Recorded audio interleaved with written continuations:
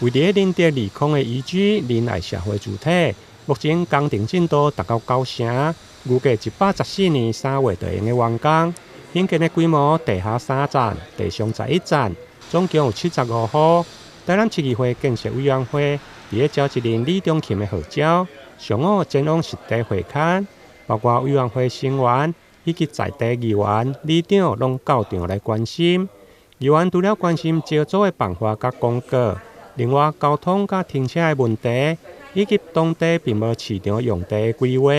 恐惊会造成进驻民众的不便。陆家我们营安员也有帮我讲说，我们的这个市场需求的部分，那也是需要我们这个都发局跟我们市场处这边我们再好好的评估一下，下一次建检之前是不是未来住户搬进来需要这个传统市场这个需求的问题那这个当然是地方望远欲穿啦，我家出是大汉的嘛。你甲咱台南市所有的人伫遮这个所在，拢甲接起你来遮住，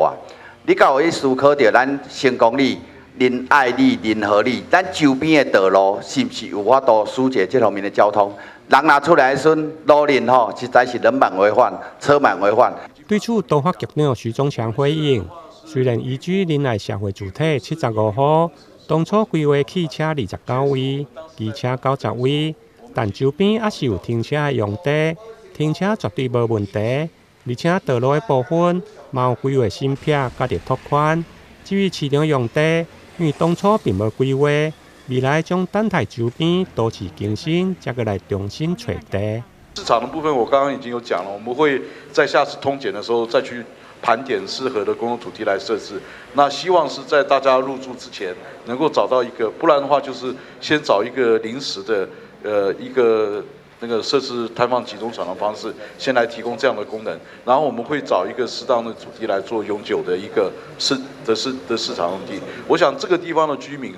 还是有这样子的一个需求在。议会建设委员会除了要求市府严格管控工程的品质甲进度，希望在114年的顶半年会用个如期来完成点交。加管控工作的那个